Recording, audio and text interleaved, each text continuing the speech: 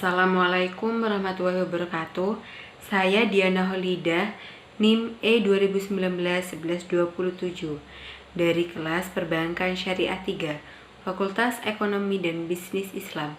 Di sini saya akan memberi tanggapan mengenai video dari channel YouTube Adu TV yang berjudul Penghitungan Pendapatan Nasional yang dipaparkan sendiri oleh Dr. Abdul Wadud Nafis LC.MEI. Dimulai dari pengertian pendapatan nasional. Apa sih pendapatan nasional? Pendapatan nasional adalah nilai total output akhir suatu negara dari semua barang dan jasa yang diproduksi dalam satu tahun. Selanjutnya ada konsep pendapatan nasional, di mana konsep pendapatan nasional ada 6. Yang pertama, produk domestik bruto, dan yang kedua, produk nasional bruto, yang ketiga, produk nasional neto, yang keempat, pendapatan nasional neto, yang kelima, pendapatan perseorangan, dan yang terakhir, yang keenam, pendapatan yang siap dibelanjakan.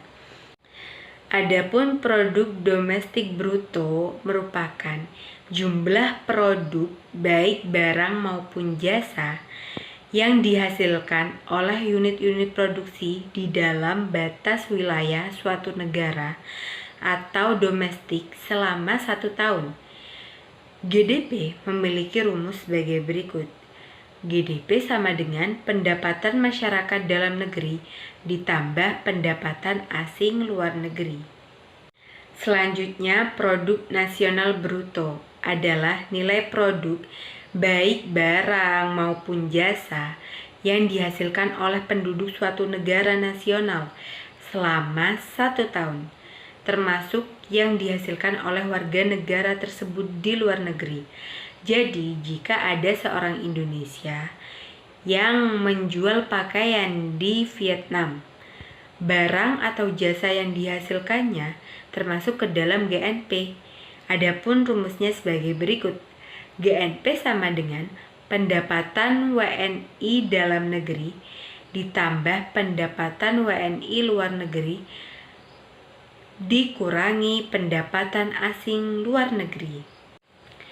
Lalu, produk nasional neto adalah produk nasional kotor atau GNP dikurangi penyusutan barang modal. Selanjutnya, pendapatan nasional neto. Pendapatan nasional neto adalah pendapatan yang dihitung menurut jumlah balas jasa yang diterima oleh masyarakat sebagai pemilik faktor produksi. Cara menghitungnya, NNI sama dengan NNP dikurangi pajak tidak langsung. Pajak tidak langsung adalah pajak yang bebannya dapat dialihkan kepada pihak lain, seperti pajak hadiah, pajak penjualan, dan lain-lain.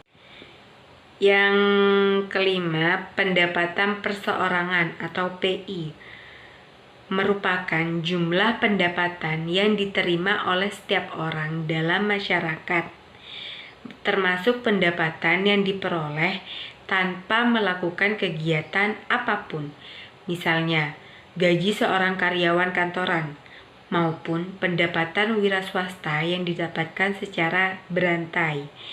Rumusnya, PI sama dengan NNI dikurangi pajak perusahaan, dikurangi iuran, dikurangi laba ditahan, ditambah transfer payment.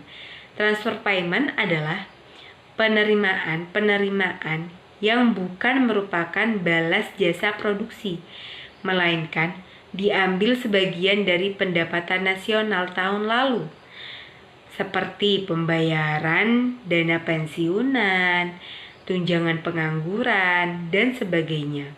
Yang terakhir, pendapatan yang siap dibelanjakan atau disebut disposable income.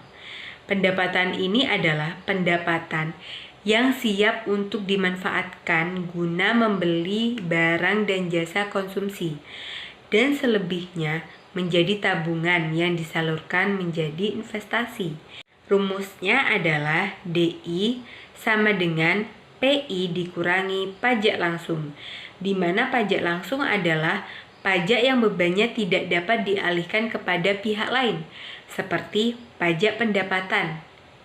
Selanjutnya ada beberapa manfaat perhitungan pendapatan nasional. Yang pertama, mengetahui tingkat kemakmuran suatu negara. Yang kedua, mengevaluasi kinerja perekonomian dalam skala tertentu. Yang ketiga, mengukur perubahan perekonomian suatu negara secara berkala. Yang keempat, memudahkan dalam membandingkan kinerja ekonomi dari setiap sektor. Yang kelima, sebagai indikator kualitas hidup masyarakat di suatu negara. Yang keenam, sebagai indikator perdagangan kinerja antar negara.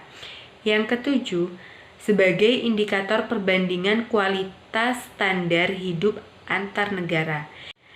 Yang kedelapan, sebagai indikator dan perbandingan tingkat pertumbuhan ekonomi dari waktu ke waktu. Dan yang terakhir, kesembilan, sebagai indikator perbandingan ekonomi dan kekayaan dari suatu negara. Adapun pendapatan nasional dalam perspektif ekonomi Islam. Yang pertama, pendapatan nasional harus dapat mengukur penyebaran pendapatan individu rumah tangga. Dan yang kedua, pendapatan nasional harus dapat mengukur produksi di sektor pedesaan. Yang ketiga, pendapatan nasional harus dapat mengukur kesejahteraan ekonomi Islam. Dan yang keempat, perhitungan pendapatan nasional sebagai ukuran dari kesejahteraan sosial Islam melalui pendugaan nilai santunan antar saudara dan sedekah. Yang terakhir, kita akan membahas tentang sumber-sumber pendapatan nasional dalam ekonomi Islam. Yang pertama, ghanimah, yang kedua, sedekah, yang ketiga, infak, dan yang keempat, zakat, yang kelima, yusr, yang keenam, jizyah, yang ketujuh, kharaj, yang kedelapan, pajak tambang dan harta karun, dan yang terakhir, kesembilan, wakaf. Itu saja tanggapan video dari saya. Wassalamualaikum warahmatullahi wabarakatuh.